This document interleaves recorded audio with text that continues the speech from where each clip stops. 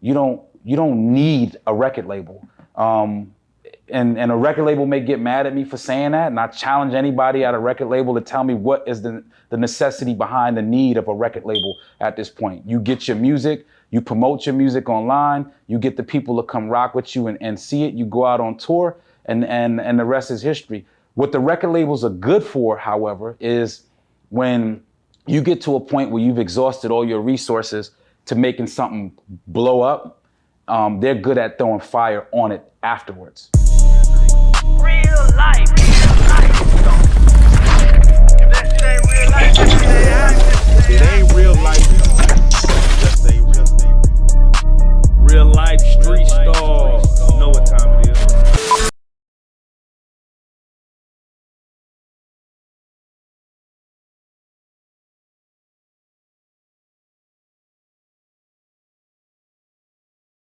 Real life street stars, man. I got my boy Mims in the building, legend. You know what I'm saying? Grew up on his music, nigga. 106 in Park.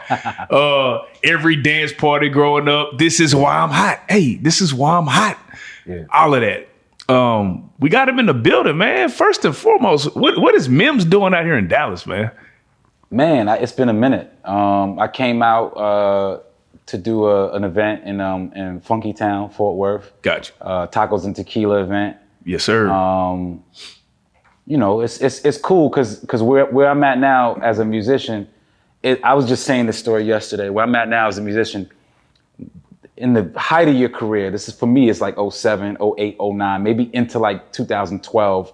It's like this roller coaster ride, but it's all upward movement. And then for like my genre of music, and the people that listen, you know, they got older. So like you start with the teens into the 20s, and now these people are like 30s into like their 40s. And at that time it was great because I was doing a lot of club gigs and a lot of club venues, some festivals, some concerts, but mostly like club circuit because that's what the music was, party music. And then now, as of like post-pandemic, like 2023, I find that there's this like resurgence of nostalgia music festivals. So I get to kind of rock out because the crowd that's coming to these festivals are no longer in the club, they parents. So I'm gonna call it nostalgia. Some would say old school, but for me, old school is different, sound different. So I'm gonna say nostalgia. Right. So now I'm like blessed to be able to do these nostalgia concerts out here. So Tacos and Tequila, it was a hell of a lineup, and I'm just, you know, I got to be a part of it.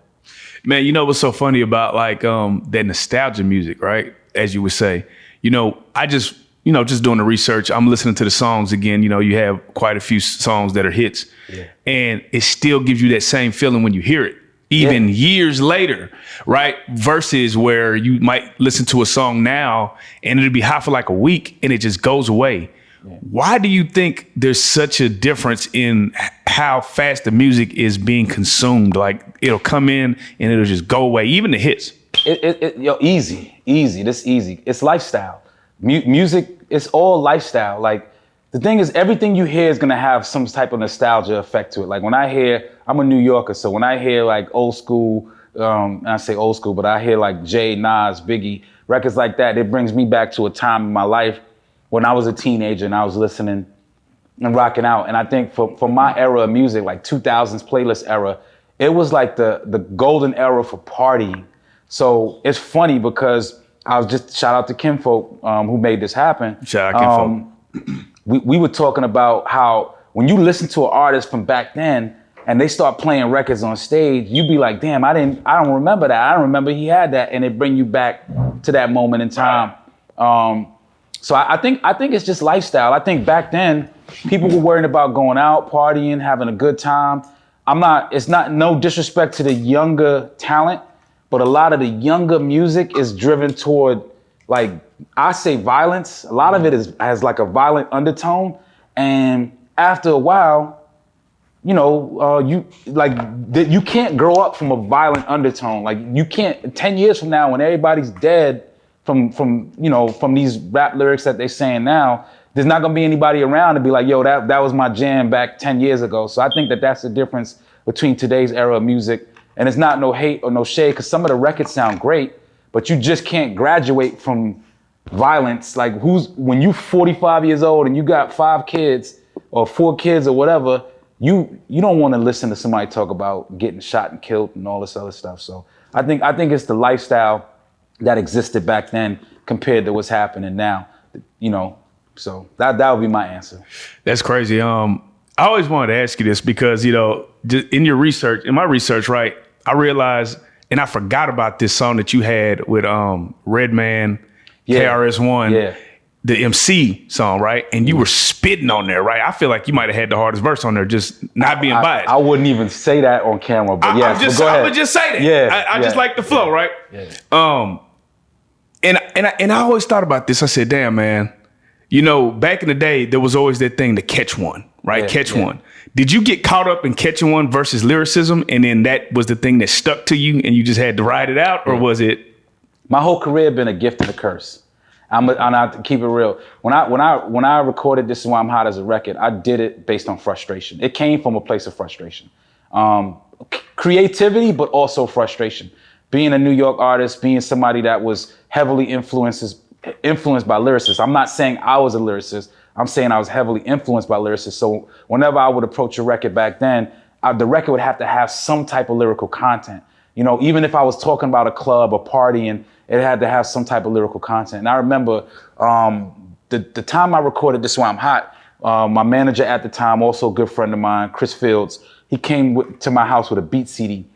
And the beat CD was like really Southern driven. Like it had these Southern driven records to it. And not that I ever had an issue with anything South related, but like hearing the beats, my initial approach with these beats was, I'm gonna out rap it. I'm gonna over rap out. I'm gonna do New York, but on a Southern beat, I'm just gonna do the New York style. Right. And I remember like us like going back and forth, and we started joking, and I'm like, yeah, you know, but that's not what the people want to hear. They want to hear something more simplistic. And I started freestyling, and my freestyle basically was just freestyling words. And the first thing that came to mind was, this is why I'm hot. Hey. This is why I'm hot. And I started just repeating it. This is why I'm hot. And I kind of like accidentally like said, okay, well, damn, that's kind of catchy. And it became me going from wanting to lyrically overtake a record to me just saying, yo, you know what? Let me just simplify it. Let's try that approach. And it's a gift and a curse, because that record is such a huge record for me, my life, my career, the people around me, what I've been able to do. But it never defined me as a musician. So when you catch a record like This Is Why I'm Hot, and then you got to go in the studio and deliver an album, your mind is like, yo, what do I do now? Where do I go now? And if you listen to Music Is My Savior, my first project, it was a confusing project to put out because I was in the middle of this huge bubblegum style record, but like behind this, my undertone was just totally different. So if you listen to the album, it has a mixture of music. I think there's one other record that gave me like a This Is Why I'm Hot feel, which is called Superman, but everything else was like authentic to me. And I think it went over a lot of people's heads. They didn't get it when I did it then. Right. So do you feel like, because the crazy part is your album actually debuted at number 4. So it wasn't unsuccessful. It was a successful song. Yeah. This Is Why I'm Hot debuted at number 1. Mm-hmm. So yeah, do you have that like duality to you? Like, damn, I know I can do this. Yeah. I don't want to do this. I don't want this to be my defining sound. Yeah. And then how did the fans end up receiving that? So funny thing is, and you know, everything happens, you don't realize when you're going through it. During my career, when I released the album, the LP, Music Is My Savior, This Is Why I'm Hot, this is when the digital era started like becoming. Yeah, it started. So I was on the cusp of going from moving CDs to moving digital downloads. Now I'm gonna school you to something here. When I did it, my first album, I think we moved 80,000 the first week. That was deemed unsuccessful. Number 4 on the chart at that time was unsuccessful, but I had moved already millions of digital downloads. So This Is Why I'm Hot had already crossed over millions of digital downloads by the time we released the album. And the world, the way they looked at it was 80,000 first week. That's disappointing, because you got Wayne, you got M, you got Kanye. These dudes are moving 1 million units out the gate the first week. and I moved 80,000. So immediately I got the backlash of, well, one hit wonder. He, you know, this, and it kind of, it was like a what they call it, a kink in the armor. Right. And what people didn't realize at the time is that we were already going from that physical sale era into the digital era, and my career was like on the cusp of it. So if any artist was like transitioning from LPs to digital, it was me. And the first person in is always the one that get the most hate for whatever reason. So even though I could say now number 4 on the Billboard charts is not disappointing when you listen to it, play it back, at that time it was underwhelming for the people to receive it that way. And they didn't know how to calculate digital and physical sales. So there was none of that combination back then. Right. But in today's world, I would be considered a multi-platinum album, multi-platinum project. So, but everything is in what they say, hindsight is 2020. Yeah. So not only was I battling with the music side, I was also battling with technology, and that, like, it put me in a very weird place as a musician, to where, you know, people were like, okay, well, is this project successful? Is it unsuccessful? Did he do it? I mean, first year we moved, I think, like 18 million in gross sales for Capitol Records. So behind the scenes, it was very successful. Right. In front of the camera, it didn't look that way. So right. Mm-hmm. And that's the thing about music, right? Because you know, you do come back out with another hit move, right? Which is another anthem. Yeah. One question I want to ask you, what is the difference between a hit and an anthem, right? Because a hit is that, but an anthem, we still playing anthems. Yeah. we still walk it out. We still doing the Cupid Shuffle. We still doing that. So what is the difference in money hit versus an anthem? So it's funny. I followed up This Is Why I'm Hot with a record called Like This off my second album. Right. It was also a top 10 record at radio. And once again, any artist in today's space, if they're trying to get top 10 Billboard or top 20, whatever, that task alone is hard. But when you got that big number 1, numero uno, sitting on top of it, and you comparing whatever comes after to that, most artists, there's not a lot of artists that are successful for a long period of time that can even say they have the number 1 position in the world. So that top 5, top 10, top 20 Billboard is still an accolade that shouldn't go unnoticed. But when you putting it against, my analogy is this: I like basketball. Imagine me being first round draft pick, rookie of the year, and then going to win the championship. And then everything after that follows is not as successful as that year. Then will people look at you as a success story, or will they look at you as a failure? And I've always kind of used that analogy with regard to my career. My first record out the gate commercially that people got to see went number 1. Everything else after that kind of, you know, top 10, maybe I think Move was like top 40. Right. So to answer your question, the difference is, Like This, Move, those are records that still to this day people tag me, they dance to in dance studios.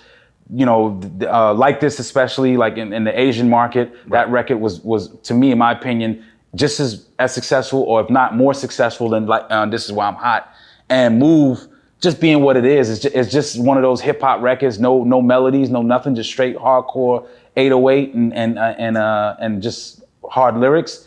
They're all 3 different records, 3 different categories, 3 different movements, and I appreciate them all for what they do in markets. Like if I come to Dallas, they may appreciate This Is Why I'm Hot more. Right. But if I'm in Tokyo, they want to hear Like This, you know, and I think that's the beauty about music.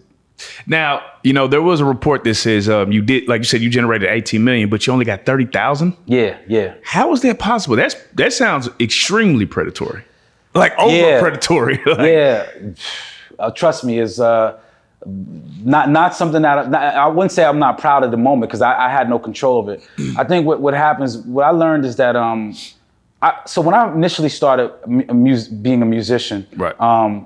I started it with the mindset of being a businessman first. So like my goal was, I looked at the people that came before me and the record labels that had the success of owning their own labels and things like that. So my approach in it was, my first deal, I wanted to have a joint venture situation. I didn't want to be signed to any record label as an artist. And what happened is we talked about digital downloads and LP. Being on the cusp of the digital download era and the LP era, there was a clause in my contract that gave the right for a 20% distribution fee to be taxed on by the label. However, at that time, going into digital download, there was a confusion as to whether or not a digital copy of a record would be considered a part of distribution. Ooh. Because all it takes is the enter button to push the enter button, and you send a record off to millions of people. And we went through a litigation. Not only did we go through litigation, but we went through we did a forensic audit with the label to just figure out where the money was spent. Because once again, 18 million generated, labels saying they spent this amount of money, and then after that money is spent, JV, a true partnership says whatever's left over, we split 50-50. And that's the problem. When it got to what was left over, there were so many expenses attached to it that that I think myself and my business partners collectively, for the first check, walked away with I walked away with like 30 grand on my first check. And it was disheartening because when any artists out there can relate to this, when you get your first one in the game and you get out, that first record is years of a movement. That's not, yo, let me just go in the studio and make this record. That's the blood, sweat, and tears. That's the, being on the grind 24/7, not sleeping, getting in a caravan, driving around the country, promoting and pushing music. And when you get robbed, or in my mind, when I felt like I got robbed for the money that I deserved, it made me feel like it didn't make sense to do music, because I could have went to McDonald's and worked for $30,000 for all the work that I put in. So yeah, I mean, still to this day, it's more or less a question mark. I do understand how they process things. But that's just the record labels. They're predatory. That's what they do. They want you to be able to fight them in court. They want you to go to litigation. A litigating attorney at bare minimum for a good one is $650 an hour. And we went through 7-year litigation. So I let y'all do the math. It's a lot of money to fight, you know? Drake has accused his label of manipulating streams, sabotaging his career in order to, maybe downplay his value in order to where he signs into the lesser value. Do labels play like that? I think labels are capable of doing anything. I'm not anti-label. And by the way, my catalog is owned by the same label that owns Drake's catalog. I'm with UMG. Gotcha. I was with Capitol Records at the time, which was bought out by UMG. Labels are capable of anything. The way I look at it is the person who holds the gold makes all the rules, right? Like that's the name of the game. If I'm collecting the money, I can do whatever I want with whatever I want until it's time for you to come get it. And when you got to come get it, you got to pay somebody to give you the advice that you need to go get it. I think I'm not too sure what Drake's case is about. I'm not for certain what it's about, but if you ask me if I think that the label is capable of cheating one of the highest grossing rap artists in history, absolutely, 100%. Is that you being an artist, right? When you hear things like that, you obviously being on the same label, is that disheartening to say, damn, it could even happen to Drake, somebody who put out the most number ones we've ever seen? You know what's disheartening to me is, and we kind of talked about this before we started to record. The disheartening part to me is having the OG that comes to you and says, hey, watch out for this, watch out for that. Hey, they might do this. You got to double check that part. I think with Drake is powerful enough right now in his career that he doesn't need a record label. I'm not a part of his camp, and I'm pretty sure he's got some real business savvy people rocking with him. But like, let's be real. We live in a streaming era. We live in an era where social media is prevalent. You don't need a record label. And a record label may get mad at me for saying that, and I challenge anybody at a record label to tell me what is the necessity behind the need of a record label at this point. You get your music, you promote your music online, you get the people to come rock with you and see it, you go out on tour, and the rest is history. What the record labels are good for, however, is when you get to a point where you've exhausted all your resources to making something blow up, they're good at throwing fire on it afterwards, right? They're good at basically taking something that already has a movement and making it bigger. That's because they have the manpower to do it. But you can do the same thing if you go out and hire people to get the job done. This game is not like there's a lot of gatekeeping in the business, but it's not impossible for an artist to do it independently. So I value now a person who's independently has an independent mind frame, because like you don't need a record label. Right. You tell me what you need them for. Okay, great. But I'm a product of understanding what record labels do, and it's not a necessity to have one. So let me ask you this. So let's say artist A, hot song, the streets love it, it's going crazy on YouTube. I feel like a lot of people go to the record label because they feel like there's a lot of doors they can't get in, or that there's that button there's the button that they push, right? We all think about that button that they push where it's seen by everybody. Is that button real? And if it is real, can an independent artist push that button? So the button, what the button is money. Let's be real. That's the button. The button is money. Right. And once again, I'm not gonna put anything on blast. I'm not talking about payola or anything that. But let's be real. If I got a record that is semi-moving in the streets, depending on where it's moving at, the goal is, however I did it in that market. Let's say we in Dallas. However I did it in Dallas, I got to do that in 50 other, 100 other cities in 50 other states. Right. So it's all money. I mean, it's all about getting in people's faces and really getting them to understand the commitment.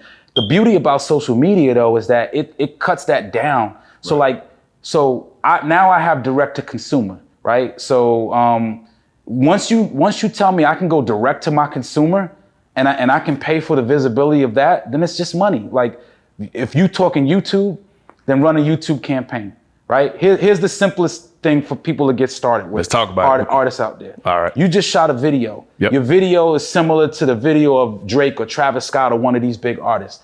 Run a campaign that at any time someone goes on YouTube to watch Drake's video, you got the trailer, you got your trailer. The ad clip. Yeah. So I mean, it's simple, right? Like the visibility is to be paid for. And then if someone sees your video trailer running before a Drake or a Travis Scott video, who these guys are getting billions of views, and they like your video, it gives them one click closer for them to becoming a subscriber, a liker, a follower, or whatever it is you need, and then you just keep hitting them again.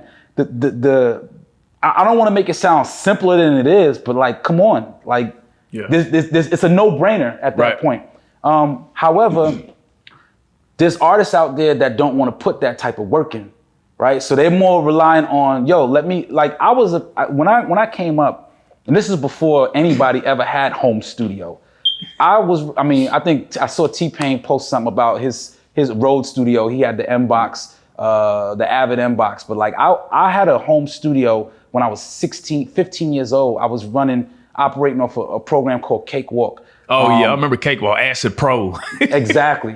I was recording myself. My whole career, I've recorded my own music. My whole career, I've marketed and promoted my own music. My whole career, I've gone out on a limb to say, hey, I need visibility. And then what ends up happening is people see how much work you put in. They start to kind of come around you and believe in the same vision. And then these people start to get the vision and the word out. And then they get to people who get the vision and the word out. And before you know it, you got this big circle of people who just want to see you win because you put the work in. Simple. So a lot of people will get mad because they like, I need a record label to help me out, and I need a record label to pour fire on the thing, because they just don't want to do the work themselves. Right. Man, you being from New York, right? I just got to ask this, right? When you did get hot with "This Is Why I'm Hot," did anybody look at you funny? Was there any tension that came out of that? Because as a lyricist, people are gonna try you. Yeah. That's just what lyricists do. Y'all are competitive, smack, how that shit go. So when you got hot, was there anybody just like, you felt like, man, I might have to lyrically put him down? Yeah. You know what? My team would hate me for saying this, but shout to like my OGs, I say, like shout to my boy Bad Seed. People at the time, I would say, shout to Red Cafe, shout to Saigon. All of the OGs in New York that I really got to rock with. And there's some other names on that list that I really like rock with. And Saigon was a monster. Yeah, shout out to Saigon. I feel like there were people who would embrace me because they knew I was from New York. And I had records with other people, but what people heard was the commercial side of me. Right. So when you hear the commercial side of Mims, of course, like, yeah, he doesn't got lyrics, he doesn't got bars. But then like when I jump on certain records, or like my first national tour, I was the opening act for Method Man. Like there's things that I've done in my career way before This Is Why I'm Hot that put me not necessarily on the map, but just gave me a different perspective of how music operates and works and the music business. The sound of music. Right. So I never really cared about whether people thought I could rap or not. Like that was always like, I used to laugh at it because that was always the joke factor for me. Like let them keep talking about that. And then when they see me, or if I jump on a record, it's always, yo, I didn't know you had it in you. And I like that reaction. I like the, I didn't know you had it in you. You got your MCs in New York that are always gonna be your top 5. You got your Biggie, your Jay-Z, your Nas. You got Jadakiss. You got Fab. You got you got Wu-Tang. You got the cats that hands down, like you give them the crown. Right. They've been able to be quintessential New York sound. I'm not an artist that you could say comes from anywhere.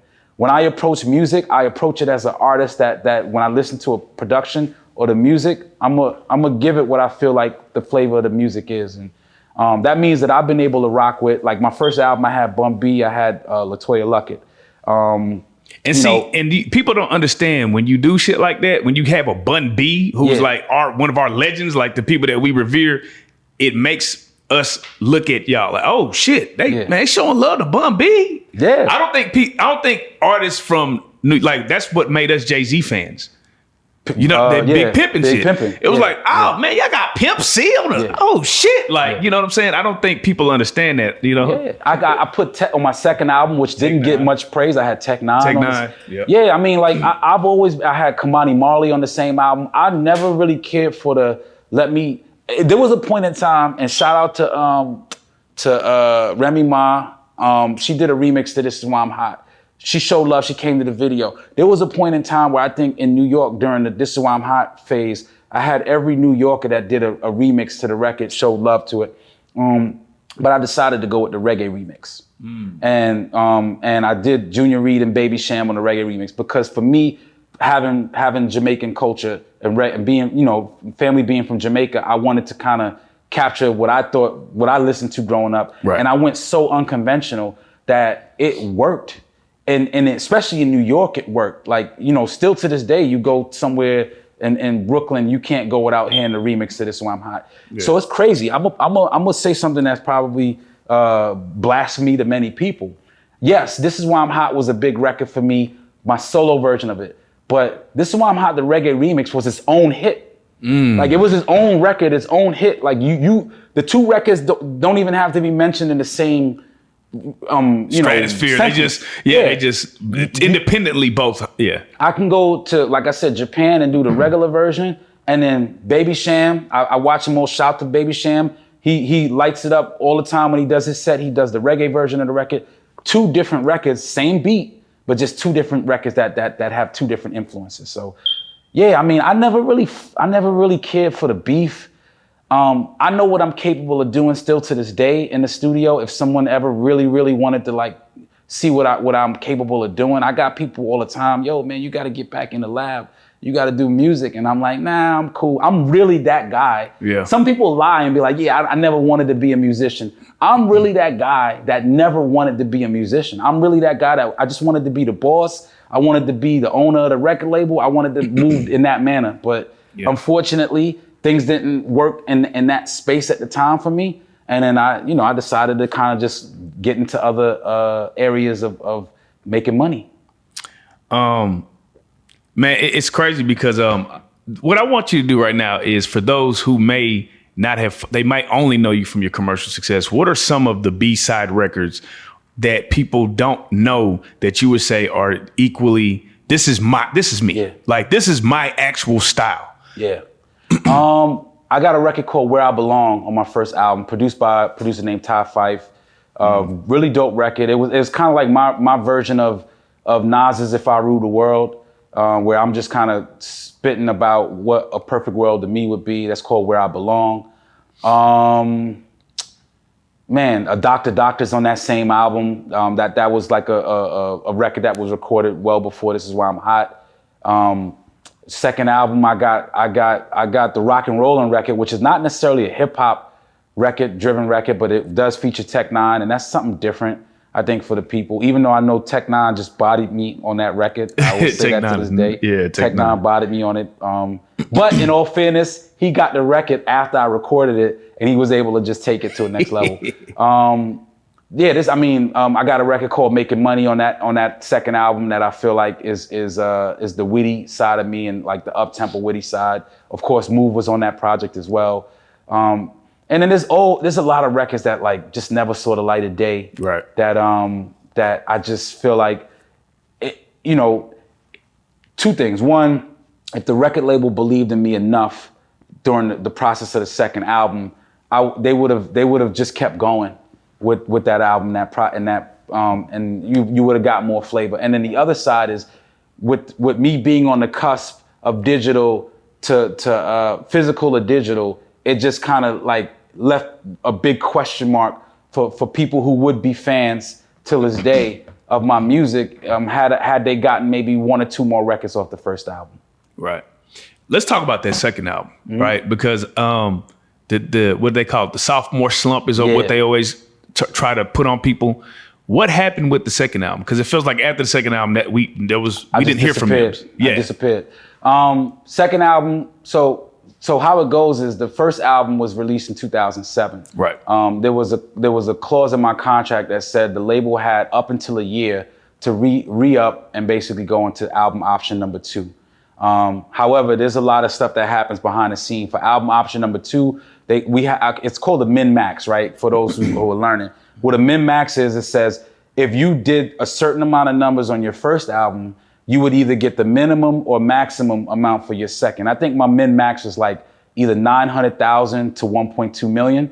And is that good? We don't know. That's good. Basically, that's my advance. Basically, for the second album, since I did so well on the first album, they had to commit to giving me either 900 or 1.2 million to record the second album. Gotcha. Which is great. I can record an album, and today I can record an album for 30 grand. Right. So you give me 1.2 million but what happened was they were trying to renegotiate something from the first to the second album. They wanted me to lean heavily on digital sales and not on physical sales, which was smart. So so the negotiation process was, okay, give us the physical. Because even if we move 50,000 physical units, let us have that ourselves. We'll press it up. We'll do a P&D deal. We'll press it up and push it out. They were so combative on that clause that it took a year to figure out whether or not they wanted to re-op me into the second thing. So let's think about a cool down period. This is Why I'm Hot is such a mega smash hit record. We released Like This, it's a top 10. We should have did a third record off the first album. That was my opinion. There should have been a third record on that first album, but they wanted me to go back in the lab and start doing the second album right away. However, they didn't cut the check to me until late 2008. So from 2006 into 2008, that's the period where people loved Mims. Like the Mims brand was prevalent. A year off, you got every other artist coming in doing what I'm doing, and that time off killed me.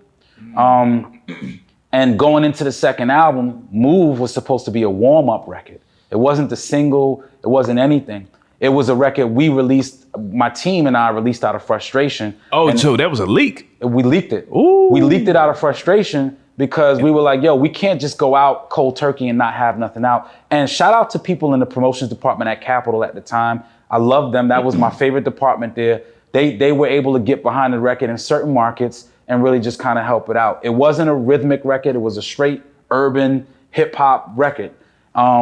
So hence the reason why that record wasn't pushed to its fullest. We shot a video for it. We released a video, we debuted it, but that was just a warm up. There should have been 2 or 3 other records to come before the album drop. So here's how it works. 2009, I'm talking to the label, like, hey, what's the next single gonna be? And I think at the time I had a record with LaToya called Love Roller Coaster, produced by the Interns. Yeah. And she was on fire too at that point, right? because we were on the same label. So, and that's another story I could tell from my perspective. We were on the same label. So I'm like, yo, let's work with Home Team. LaToya and I both had the record. We shared it. It was on both. It ended up being on both albums. So my goal was like, yo, we got a record that's on both albums. Why not just like put a lot of steam behind this record and make it work? And I remember we put a treatment together for a video. We tried it, and then like the day that I was supposed to talk to the label about the budgeting for it, they just stopped answering. That was it. And that's when I knew my relationship with record labels was done, because had I been independent like I was prior to this Why I'm Hot blowing up, I would have been able to just do it myself, but relying on them to go into a second album. And remember, we already put out moves. So I'm like, it's your turn now. Like, let's see what you guys got. And that was probably the worst decision I made in my career, but like relying on somebody else to put the work in. And that's when I was like, yo, I'm not interested in being a musician anymore. From that point on, I was like, yo, I'll go out and get this tour money. It's cool, but like y'all can have the rest of this. I don't want it. We're gonna get into your transition into tech in here in a second, but before we get there, just the industry in general, right? It's kind of, man, they're shining a real big spotlight on some of the things in the industry that's going on. What are some of the things that you've seen? You know, obviously the way that they just stopped answering your calls, but what are some of the other things that you've seen in the industry that you feel were just totally unfair? You know what I think the most is that when I first signed with Capitol, it was a guy by the name of Andy Slater who brought me in. It was Capitol was Capitol Records at the time. Yeah. And I think maybe shortly after him bringing me in, he was giving me the keys to the car per se. Like I was the golden child at the label at the time. And I think that at the time, I didn't know it, but EMI, who owned Capitol, and they also owned Virgin Records, they were having some type of financial issues. They were trying to sell the record label. So I signed to them during a position where they were selling, and Andy Slater, who had brought me in, ended up getting let go within a month of me coming in. And they ended up merging the two companies, Capitol Records and Virgin ended up merging. And what happens is when you do a merge at a record label, it ain't everybody gets along and they happy. It's half the people at Capitol get fired, half the people at Virgin get fired, and then somehow, some way, they got to come together and figure out how to work with one another. And there were a lot of like feuds inside of the label itself of people not liking each other. That I was a casualty of war, almost. Yeah, I caught a straight bullet based on that. And they didn't have an urban department when they did the merger. The urban department just went away basically, and they were trying to rebuild it with me there. And I was their golden boy. It was me, Jay Holiday, LaToya Luckett that were in the urban department at Capitol. And when they merged, they brought in another person by the name of Ronnie Johnson, and Ronnie was like the person that was supposed to kind of help build everything up. And unfortunately, within maybe like a few months of me being there, Ronnie Johnson passed away.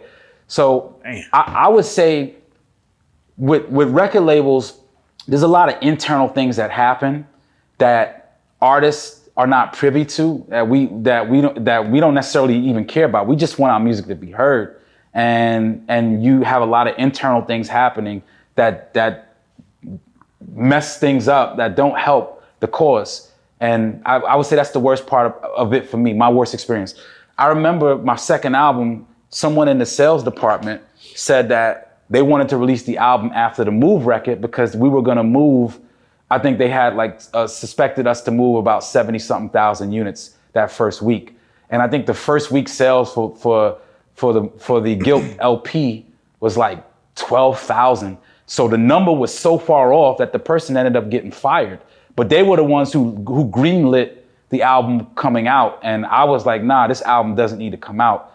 And once again, for those who don't know, when you present an album to the label and they already have the album, they decide what date it's gonna come out, and you kind of lose that control. And so, yeah, for me, that's probably the worst part of the experience, is not having control behind the scenes when there's things internally happening.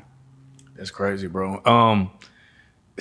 when you look at it and you just sit back and you see so many of your counterparts have the same story, you know, it's like, man, we get in, we're excited. Like you say, I got my whole city behind me. We put out the album, it's successful. We don't get paid. Then, they don't really work with us on the second album. Do you talk to other artists that go through this? And what do y'all say on some barbershop shit? Like, what do y'all be talking about? Yo, I always wondered why there was not many OGs that came before me to just warn me. Like, yo, this is what happens. I think there was, I would say, I give credit to Dame Dash. Dame was probably, but this was after I went through what I went through. I got to sit with him for like 3 hours and just have like a real in-depth conversation. And everybody knows like his mentality of the boss mentality. Yeah. So I respected that sit down because he didn't have to do it. It wasn't, he didn't gain anything from it other than just giving me gems. But there's not a lot of people that would give these gems out. And yeah, internally, us artists, we know what we deal with.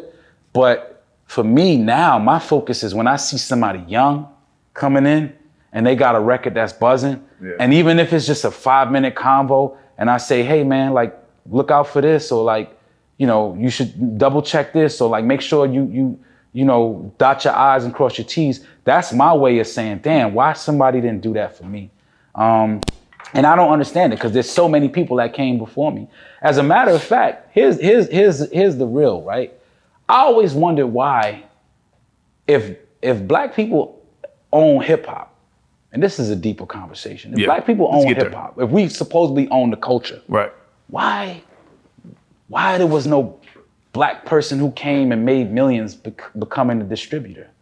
Right, because I thought that was a Sugar. So I was talking to Goo Roach or whatever, and he was telling me when Sugar Hill Gang kind of one of the first. Sugar Hill was the first, right? But I mean, distribution is what I'm saying, though. Right. Like why at that time we were still relying on distribution outside of it? If you got people making hundreds of millions on music, and the goal was though, let's get these tractor trailers, let's get these CD press shops, let's print these up. Why was there not something in the culture that handled the distribution side? Because that's where all the money was getting made. I mean, the record labels, they didn't just own the artists, they owned the distribution. They packaged the music, they got the trailers to move it around, they shipped it to the stores, they sat you in front of Best Buy or whoever's selling CDs, and they made that work. And why wasn't there a network for us to do that? Because, I mean, you got cats like Master P that are amazing businessmen, right? Who did great deals with Universal, UMG, great P&D deals with them. I think his deal was a package and distribution deal. I never understood that, and I never understood why. I mean, and I'm not going to talk conspiracy, but like, we have no real ownership in the music space, but we are the culture. We create the lanes for everything, but we don't own anything. Nothing. Not even deeper than that. Like, you'll see a black man kill another black man for way less, right? These guys is getting jerked out of millions. Yeah. And it ain't not never to say kill but these guys aren't getting harmed. These guys aren't under no type of pressure. It's just like they get to keep doing what they're doing. I would imagine, and by the way, rock stars get screwed out of money. They go through litigation. They get the lawyers, but. And I don't know what their contracts look like. I know rock stars that have had the same issues as rappers as well, or musicians, or black musicians, but it doesn't happen as often, and it seems very predatory. And the problem is that when you go through litigation, and you go through, a 7-year litigation, all the attorneys, they know each other. Yeah. And that doesn't say, I'm not discrediting the system, but like if I'm fighting a case against a record label, and this attorney is talking to this attorney, and they eating, steak at whatever steakhouse is popular steakhouse in Manhattan, and they chummy away from the case. Like, a lot of the business, a lot of the money is basically going to the lawyers, to be honest with you. And I mean, that says a lot, because there was a point in time where the head of Capitol Records was an attorney, not a musician. So, I mean, there's a lot of things I could question. Here's what I will say. When that happened, I didn't blame anybody, right? Right. Like, so most people will get mad. They'll be like, yo, but you signed the contract. No, I signed a great contract Right. But they was gonna find a way to cheat me regardless of what I signed. It's like the insurance. They own the system. Exactly. Like they own the system. Which bro, you like, wait a minute, bro. I'll pay you every month though. Why you ain't take care of this shit? I pay you now. I gotta fight for you to pay to pay something that I'm paying for. That shit so crazy. I mean, let's be real. Like we don't own anything. And when I realized we don't own anything, I can't be a part of it. I cannot be a part of the destruction of a culture that I once loved. It's the culture that got me to being who I am. I can't be a part of it. Yeah. I gotta ask a few questions, right? Mm-hmm. Pac, right? I always consider Pac is one of the greatest rappers of all time, right? Yeah. But a lot of people from New York will say he's not a lyricist. Why do they say that? I don't know who's saying that. There's a lot of people that say that. I just said this. I just said this yesterday. We laugh and joke as New Yorkers. We wear our Yankee hat, and then we go places. Back in the day, this used to work. Yeah. Yo, I'm from New York, and then everybody would pay attention. And we carry an ego as New Yorkers. We come around, we carry an ego. We used to. A lot of people do. Still, some people still do as New Yorkers. And I think that's the issue. It's like if it's not in New York and from New York, then it's not lyrical or whatever the case. But however, Pac would debunk that. Outkast debunks that. But wasn't Pac from New York? Well, Pac was. You could be from New York, but he represented Oakland. That Gotcha. to me, Gotcha. I think Brooklyn or I want to say either Brooklyn or Jersey or somewhere. Like he moved around a lot, but Gotcha.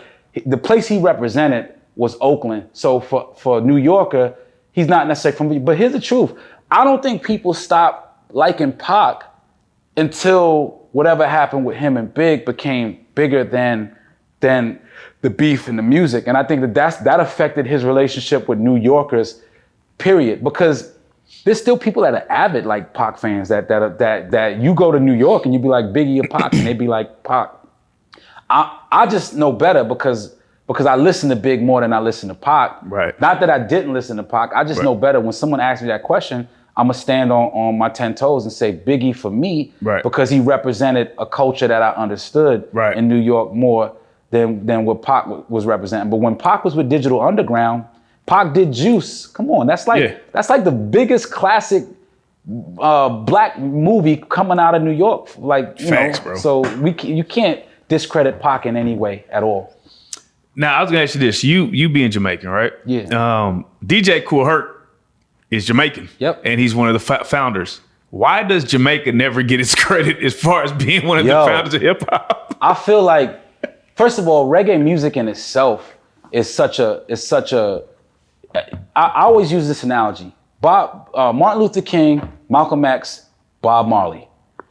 Bob Marley did more for bringing people into black culture just as much as Martin Luther King and Malcolm X did.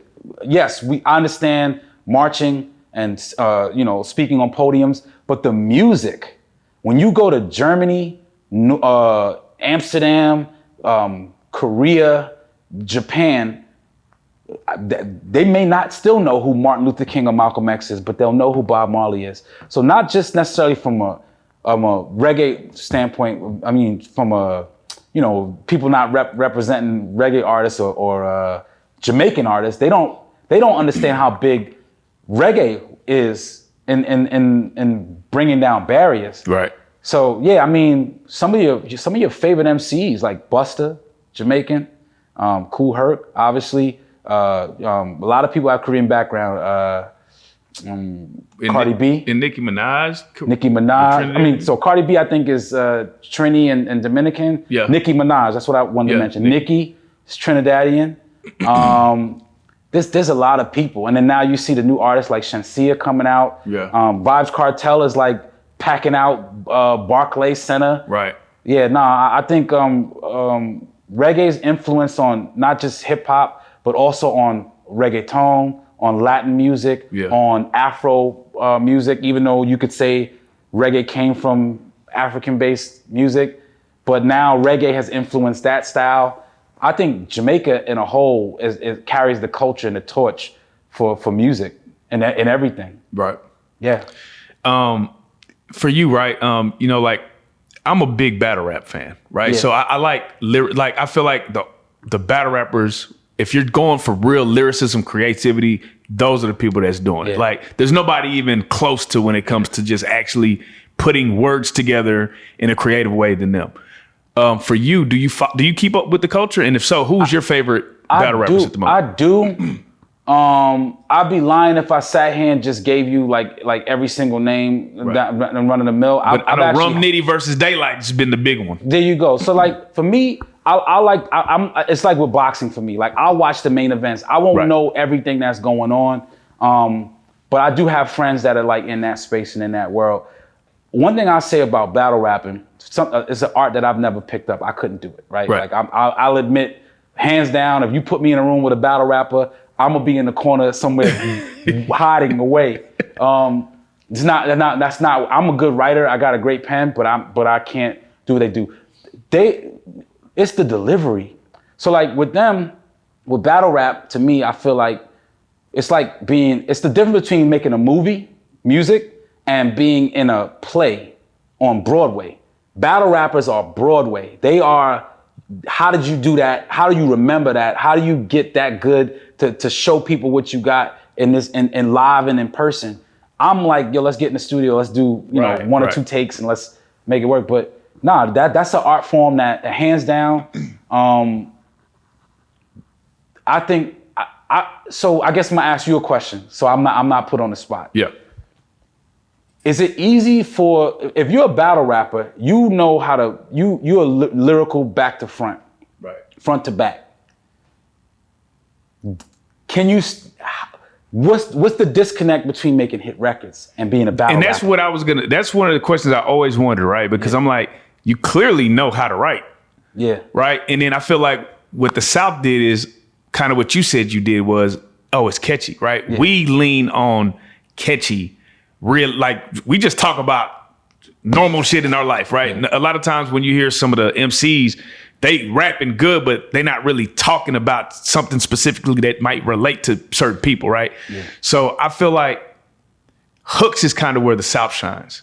Like our hooks is where to shine, right? And beats and the beats in that sense. But y'all no discredit too, though. No discredit to boom bap or anything like that. But yeah, go ahead. I'm sorry. Yeah, y'all's production is, I think, it's just different. Like you say, ours it's not for everybody. Ours is kind of made for the club. Yeah. Like it's kind of made for, But one of the things that stood out to me was when I never forget this, when Styles P put that verse over that Lil Jon song. Yeah. And I was like, that's a crazy or Jada Kiss. Yeah. When it's like, when you get the New York niggas on the Southern beats, y'all kind of be going crazy. Mm-hmm. So I always wondered, was that because, a lot of people from the South initially might have thought you were from the South. But this is why I'm hot. Because at the time, music's regional. Yeah. Still to this day, too, they still think. So did a lot of people feel like you were from the South when you first came out? Still to this day. I still get, where you from? And I love it. I mean, but same thing for the West Coast. If I go to the Bay Area, people be like, I thought you was from the Bay. I thought you was from out here. Yeah.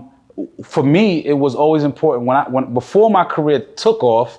I got to be in different regions, and what I learned is every region has their own sound. And being from New York, you don't notice if you don't leave. Right. So I think what happens is most New York rappers, you could tell when they never left New York because they just rap that way. Yeah. It never changed, it never switch it up. Cats like Jada. Jim Jones, there's plenty more, obviously, but they were able to figure out the formula. The formula for them was, if I could, I think even Jada said it in a record, like what's everybody mad at the South for? Switch up the sound, learn how to go southpaw. The reality is that music in itself, you gotta be able to just say, I'm open to just doing whatever. Like me, I'll jump on Afrobeat. I'll jump on Amapiano. Yeah. I'll jump on reggaeton. I'll jump on reggae. I'm not gonna limit myself to a sound just because you think because I'm from Wash Heights or Long Island or whatever that I gotta be limited to just this sound.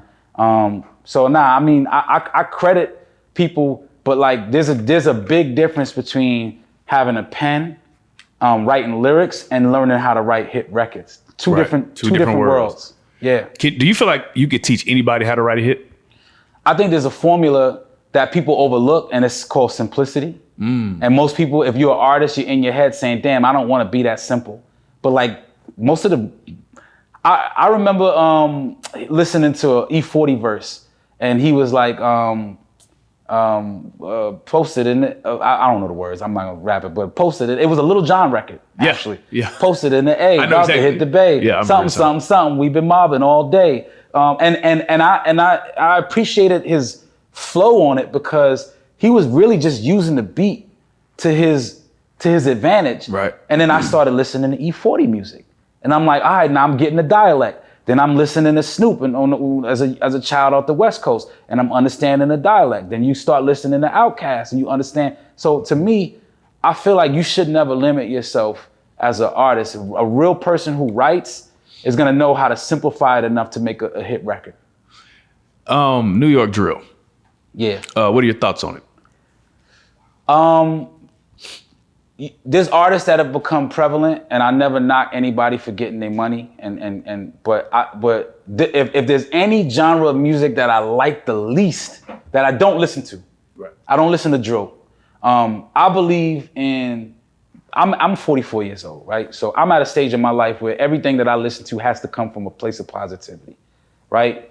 Because I'm no longer in the streets. I'm not out there trying to run around. I'm not out there trying to steal nobody's girlfriend or anything like that. Like I'm living a life now where I'm a dad. I'm chill. I'm relaxed. So anything I listen to has to be a part of my now lifestyle.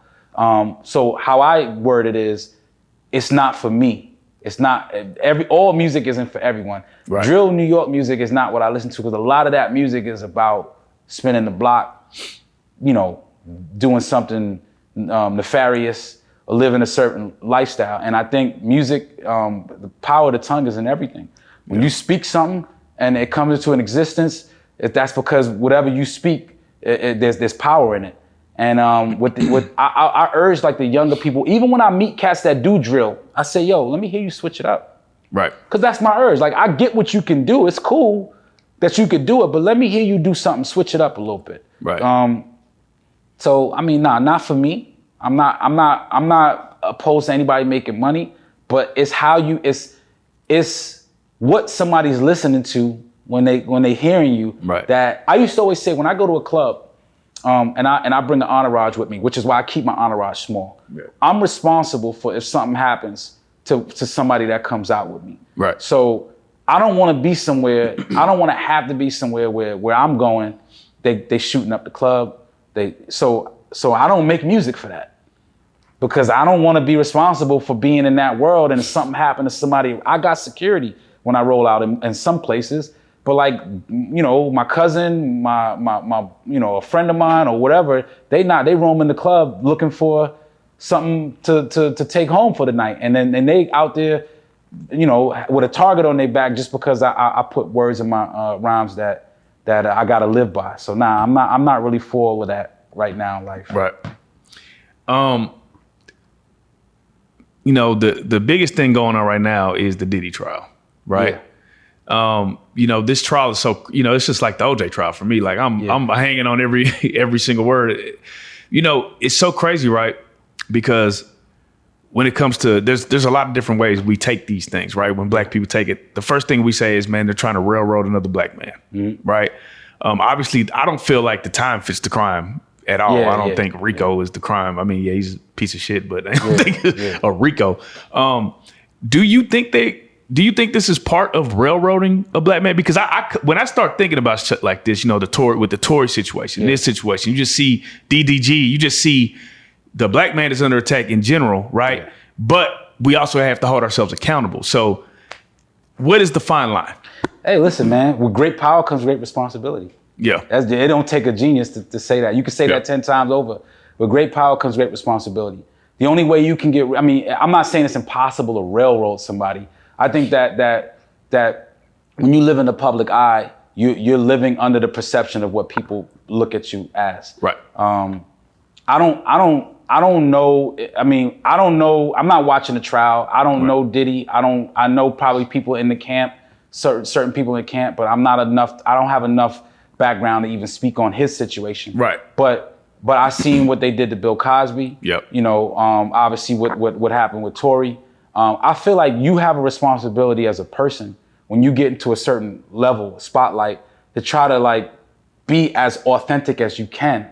Because the minute you're not that person, that people, if anybody's watching this interview and they see me, anybody who remembers me or knows me or met me is gonna say, yo, that's who Mims is. What he's saying is who he is. You know, whether they call me solid, whether they say, you know, he stands on what he talks about, you know, that's just who I am. I've never been anybody different from that. And I feel like that's important. But I don't know what people battle when they go home and sleep at night and they say, hey man, I'm gonna look like this person in public, but behind closed doors, this is who I really am. So you notice a lot of like pastors, they get caught in the mix because like what they are in front of the church in the pulpit is not who they are when they get home. Right. I stopped having expectations for humans. I believe humans in general are just full of just mistakes and they just make a lot of mistakes. So like I have little faith in like what humankind is. But that's because like when you turn on social media nowadays, whether it be politics, music, whatever type of drama it is, you start realizing that your heroes or who you think was your hero is somebody that's not like that behind closed doors. And that's a whack feeling. But like what they say, you never want to meet your heroes. Right. So I learned early by seeing people move in the industry, like, all right, that person's solid, but I never made friends with people in the industry. Like all my friends are from growing up. How long in the industry did it take you to realize what you were dealing with in the industry? The first year. Damn. Not even a year, like the first party. Like I think the first time I went to a party, not a Diddy party, I never been to, but first time I went to an event and I start seeing, you know what for me was, I'll tell you, the rude awakening was, everybody was beefing with me when I came out. I didn't know none of these people. I never met I'm not gonna name names, but if you look up, if there's anything on record of anybody saying something negative about me during the time that my career came out, and it was everybody. When I say everybody, you look it up. Right. I didn't know none of these people. So why are you speaking on me? I don't know you. You never met me. We've never been in the same party. We never hung out. We never shared the same girl. Like, there's no reason for you to have hate toward me because I got a record out that did well and you don't like it. So after that, I knew, yo, this is WWF. Like, everybody here is just fake. This is all fake. They doing this for the cameras. And I could say now, I'm not that guy that's gonna be like, yo, they didn't let me in the game because I didn't go to a Diddy party. I'm not that guy. But I would say I didn't hang with these people. So because I didn't hang with them, maybe my career would have been. And that's a good question. Yeah. But I can't do it. Like I'm a guy. I'm the short, stubby guy. I mean, you know, I got my peoples in the back. My cousin in the back. He tall, 6'3". I'm 5'9". I wasn't as pudgy as I am back then, but like I'm the guy that I gotta say something. Yeah. So I can't be in those rooms because I'm gonna say something, and I'm not the guy that just gonna keep his mouth shut, and then I'm gonna end up either getting dragged out or followed by somebody. So I just stay out the rooms. I don't even go in. You know. What are 3 tips to stay safe in New York? New York ain't what it used to be. Got you. Well, back then, let's just say back then. Back then, what was the thing? I think it's New York is a fast-paced city. So when you go to New York, just don't. This is anywhere though. Any hood, don't carry your ego when you go somewhere, right? Like we all go through the same struggles. We all have the same. They may not look the same, right? But especially like when you talk about the hood, most of the struggles are similar. Yeah. So like when you go in a place, don't carry your ego. I've been in some of the most dangerous places in America, even outside of America, and I'm not bringing the ego with me. It's not, yo, you stepped on my shoe and I'm gonna shoot you. It's not. It's like, yo, I'm gonna look you in your face as a man. I'm gonna give you a sturdy handshake, and it's all love and respect until it's not. And if it's not, then I'm not gonna fight. I'm not gonna be somewhere else and fight. I'm the type of guy that if I go somewhere and I see that there's trouble coming, I'm out. Like, just simple. I'm not waiting around to prove to myself that I could beat someone up or shoot somebody or whatever. I'm gonna just leave and live my life the way I do. And that's who I am. If you know me and people that see me in my area where I live now, nobody knows who I am. I go to Target on a regular. I go to whatever, close air. I'm away from everything Limelight in my life right now. That's crazy. You co-founded an app, Recordgram, that won a startup. You won an award for the app. Yeah. How did you make that transition from music to tech? The only person that we know is like Chameleon there, right? And that, again, for people in Texas, he was like one of our favorite artists. So it was wild to see him go from music to tech. But even as he was an artist, he was the first person to have a website. He was the first person where we was in the chat rooms and stuff. So we seen it kind of through his career. So when he made the switch, it wasn't surprising. It was like, that makes sense. Yeah. What was that light bulb moment for you? For me, it was everything I dealt with in music, and here's the thing: 7 years into a litigation that puts me from 2007 to around 2009 to around 2014, 15. Let's say there was a process in the middle of that where I kept saying to myself, "You're defined by, you're only as good as what people remember you as." Right. And I didn't want to be remembered as the person that just came and went in music. And I wanted to do something I was passionate about. And for me, it's always been technology. Like I understood the digital era before anybody did. Like I understood what MP3s would do before anybody did. I understood what Steve Jobs would do to the music industry before anyone did. If you look at my first major sync was with a company called Microsoft. I did a sync with them for a product called the Zoom Player, which was like supposed to be the iPod killer at the time. It was an MP3 player they were coming out with. And we did like a $7 million sync with them on television. And it was for a rendition of This Is Why I'm Hot called This Is Why I Rock. And that was the first major sync deal that I got. Now, what people don't realize is prior to that deal, prior to me signing with my record label, when I met up with the cats at Microsoft, I had a conversation with them about creating a record label. And I said, why? I didn't want to sign to an actual traditional record label because I understood how powerful technology could be for music. I was trying to convince them to start up their own record label at Microsoft. And this was earlier conversation, circa 2006 into 2007. And I don't know how far the conversation would have got, but I couldn't wait for them to really have a mature conversation because I had a record that was already taken off. Right. And so much so that we turned around and said, well, we got to work with each other in some capacity. And we ended up doing that sync deal. I've always been intrigued by what technology can do for life in general and just creativity.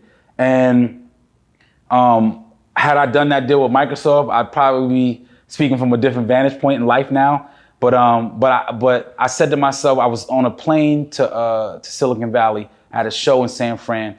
And I said, I was on a plane with my business partner, Eric Mendelson. And I said to him, hey, man, I got this idea for an app. And I'm wondering if we can go sit with some VCs in Silicon Valley just to discuss. And I remember him reaching out to like all the major VCs out there. And I think maybe the majority of them like didn't even pick up the call. They didn't answer back. But there was one person that said, yeah, sure, stop by. We know who Mims is. We'd love to kind of link up. And I remember the guy saying, yo, if you want, I presented the idea and he like looked, and I'm saying he laughed, but like it was an idea. And I'm sitting here trying to pitch someone for millions of dollars based on an idea. And he's like, yeah, we can't work with that. Like you gotta actually show us a viable product. So that's what really kind of convinced me to getting into tech. Myself, Eric Mendelson and Blackout, who actually produces Why I'm Hot, the three of us, we kind of worked in tandem to put together this app called Recordgram, which would end up becoming the Creator app. And even though the app wasn't successful in essence of like what you have out now, it was a very great entry point into my tenure in technology and understanding investment and understanding banking, not only betting on yourself, but also betting on the future technology, i.e. cryptocurrency, things like that. So that was where I got introduced into that world. And then seeing people like Chameleon there, Nas had a fund called Queensbridge Ventures. It Didn't he do Lyft too? He did something. He invested in Coinbase. Okay, Ring Ring too. too. Invested in something else. Yeah, in Ring, yeah. Yeah. Oh, Coinbase too. God damn, he's 2 for 2. 2 for 2. Yeah, he caught a big check on that one. But like you start seeing this, and then you start seeing all the basketball players come in with their funds, and they starting to create. And it's like, like all right, like generational wealth just ain't coming from music alone. Like you got to start really understanding the ancillary stuff. So that's what got me into tech. And then slowly but surely, what happened is like we were known for putting an app together and getting visibility. And then we ended up winning TechCrunch, which is like the most coveted accolade for a startup. So that was like my way of saying, damn, I just came from being a musician to being in the tech space and getting notoriety. Now I'm gonna tell you something. When I got into tech, it wasn't, yo, I'm Mims, the artist. Let me just get in and make it. They didn't care. Like they didn't care. So I remember being at conventions in like Silicon Valley, LA, New York, and I was handing out flyers to what we were trying to build. You know, my business partner would go in bathrooms and put flyers up so people could recognize what was happening. And that's how we started gaining. We took tactics from the music industry and placed them in the tech space from a marketing standpoint, started building visibility. That's fire. And I had to humble myself because for the first time in a long time, my name didn't matter to the people I'm in the rooms with. These guys are billionaires. I'm barely touching millions of dollars at this time. And these guys are like, yo, if we write checks, we write $1 billion checks. So it's a great process and it taught me a lot, but it also taught me that I went on the road. I became this big person moving around with tech companies and trying to help them bridge the gap between music and tech. And then the pandemic happened. And I had my first son. And believe it or not, it was a blessing in disguise because I got this, it was no reason for me to get off the road. And like, I had all the time in the world to spend time raising my son during that time. And I said to myself, you know what? Life for me is going to be a lot different because now my focuses aren't in what I can do on the business side. It's how do I bring passive income in? How do I create passive income for myself? And how do I build something that I'm not out here going on the road every single day for the rest of my life when I got this kid that I want to see grow up. So I'm not even as active as I was in tech, but the cool thing is I met so much great people that business flows through me. And I'm like, yo, you need this, I got this. And I'm sitting at home now and I'm making money just doing that. So, I mean, it's a gift where I'm at now in life. Man, I'm not gonna lie, man. You know, some of these artists, some of y'all artists, man, y'all are finding new creative ways. We're hitting T-Pain making millions of dollars playing video games. Yeah. T Grizzly, same way. I want to get in that world. I'm like, man, it's so many different ways. You being businessman, right? Let's give some game back to our people, right? What are some passive income strategies that, you know, anybody can implement? It could be something very small. Like, what are some of the things that we can do? Let's give some. Here's what I realized, right? It's actually a lot simpler than people make it seem, right? The biggest problem in the Black community is ownership. When you look at our neighborhoods, we don't have Black butchers. We don't have Black cleaners. We don't have, the store. Yeah, the food and beverage has been something that Black people have been a part of, but not from a franchise standpoint. I think Slutty Vegan is probably like one of the top franchises. That's why I rock with Bun B and what he's doing with Trillburger. You could make money doing anything. The problem is that people don't want to do it because they look at it as I'm not willing to put the work in. And that's always been our issue, is that we don't want to put the work in. When someone comes to me and asks me for advice, I say, well, what are you passionate about? Because whatever you want to do, you could make money. Believe it or not, and I'm going to say something super unpopular. There's a lot of other cultures coming into America that are jumping the line over Black culture because they're not afraid to do the work. Whether it be cutting grass, whether it be cleaning windows, because I can own a grass cutting company in a heartbeat. All I gotta do is buy the equipment. I can become a window cleaner in a heartbeat. All I gotta do is get the equipment. But we're not willing to do these jobs. So we're sitting there saying, well, that's beneath me. That's underneath me. I opened up a food truck in 2021. I had like 2 studios in New York, private studios that I opened up. Yeah. And then the pandemic happened and shut down. And I opened up a food truck in New York, and it's still operating to this day. I'm way behind the scenes on it, but it's called Taste Buddies. If you're ever in New York, in Long Island area, promote that. Go out there, go eat Taste Buddies. Yeah. But I started looking at the numbers on food and beverage, and I said, damn, this food truck could generate 400,000 a year easily, right? Yeah. All right, cool. Well, how much do I got to pay out employees to work it, right? So I started doing those numbers. And I'm like, okay, if I really wanted to, and I don't, but for someone out there that's watching, I could, not only can I open up 5 or 6 food trucks if it's successful, right? If the cuisine makes sense and the food makes sense, but and I could eat off the margins, right? Like, so maybe one truck will bring me 50,000 for the year. I got 5 of them, that's 250. That's how I start looking at business now. I don't look at it as there's no, if you look at your neighborhood, you could tell what your neighborhood needs by living in it. And that's it. You don't need to be, I mean, yes, I got crypto holdings, you know, and for me, like, that's cool because it's an investment, but that can go up and down. But you don't need to be investing in, you don't need to be Nas, Queenbridge Ventures to be a millionaire. You could be, I own, you know, I don't want to say Airbnb because that's overused. Everybody's doing the Airbnb and renting and leasing the cars. That's overused stuff. But like, you could buy property. We talking about it off air, buying land. Right. I need that gem. There's so much stuff you can do, but just don't be afraid to do the work. Stop being lazy, because that's the only reason why we are getting jumped over by every other culture coming in to our country. And I don't even mean that in a disrespectful way. They're coming in with their idea. And that's, you know, the beauty about being Jamaican is that that's the Jamaican in me. That's the... See, I'm Nigerian, so our work ethic it's just different. It's just different. And people, so tell me if you don't get this about Nigeria. I've been to Lagos once. Right. Most people, when they hear Africa, they think huts, villages. They don't realize you go to these places and there are bustling communities of people, of Black entrepreneurs that are multi-billionaires because they come with a different mentality. They're raised with a different work ethic. So I think it's all in a matter of the person. If you're gonna sit down, if you surround yourself around lazy people, you're gonna become lazy. And let's be real, the majority of people who get up every single day and say, hey, I'm gonna get up and I'm gonna do this, and there's nothing wrong with that. I commend the 9-to-5 worker. I surrounded myself around people who are excellent.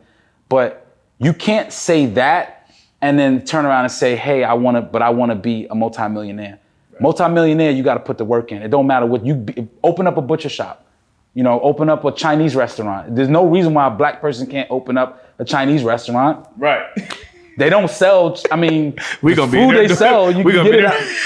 Fried rice and chitlins, we gonna be in there. You call it soul food Chinese, so you add a that might not be a bad idea. Yeah, see, there we go. But don't be afraid to put the work in. That's it. That's a fact. For Mims, like, you know, what is Mims doing 2025? Like, what is Mims working? I did see a single from 2023. I don't know. People put out music on me all the time. I was like, oh, that's interesting. 2025 for me, I'm working on. You know what? I've been in a good place where people have been reaching out to me to book talent, and I find myself in the middle of these conversations. And these are like pretty decent conversations, good commissions. So I think that I'm starting to see that that's like maybe a lane that doesn't exist for a lot of Black agencies. So I'm considering starting up my own agency on the booking side. I'm working on that. More things locally. Like I do want to do more mom and pop things, like open up more food and beverage places. Gaming. You talked about gaming with T-Pain. I know T-Pain's working with Clinton Sparks, so shout to them and what they're doing.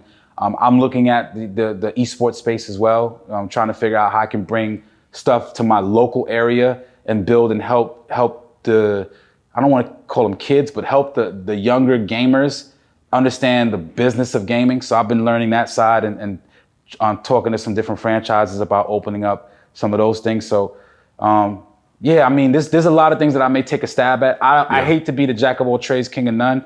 So I'm the same way, bro. As stuff comes in, I'm like, I'm considering my options and just kind of putting things on the back burner. And whatever's making the money now is in the forefront.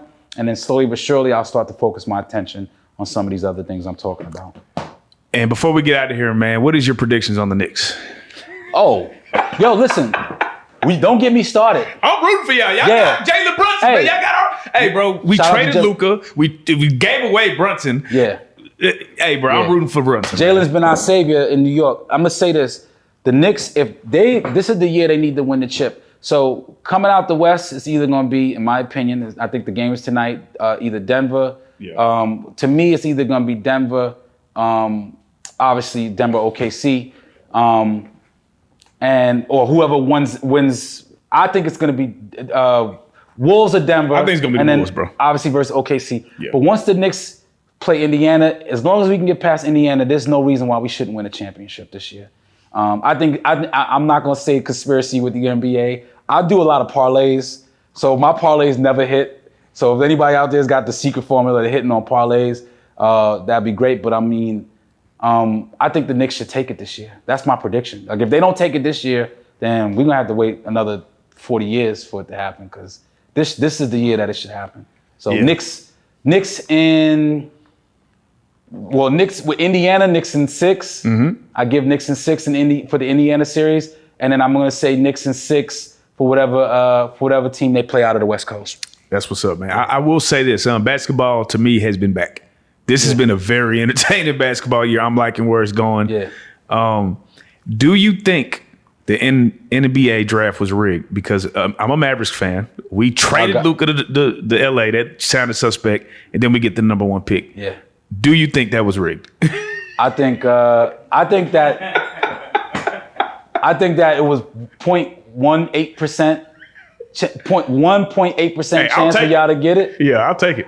I don't want to use the word rigged, but I feel like, look, the Cavs got the pick 2 years in a row when LeBron left. Yeah. Come on now. Like something is happening with those Bulls. Like, something is happening. I don't know. I mean, once again, I think people have their doubts about how the NBA's operating. Some people think the games are rigged, and you got all these conspiracies about NFL and NBA now. But it's a good rig. It ain't like a. For y'all, it is. Hell yeah, for us. We gave away Luka, dog. Well, who was supposed to get it? The Wizards? Nah, Philly. Philly was supposed okay, to get well, Philly fans gonna be upset. But here's what I will say: no disrespect, no discredit to the number 1 pick. Right. I asked this to one of my people 2 days ago. There has not been that many number 1 picks that have lived up to That's a fact. their name. Fact. So yeah, I mean, so number 2, number 3, number 4, you might still have a shot at getting your Steph Curry or whoever else may come out of those picks. The number 1 pick ain't been it since for a while now. So yeah.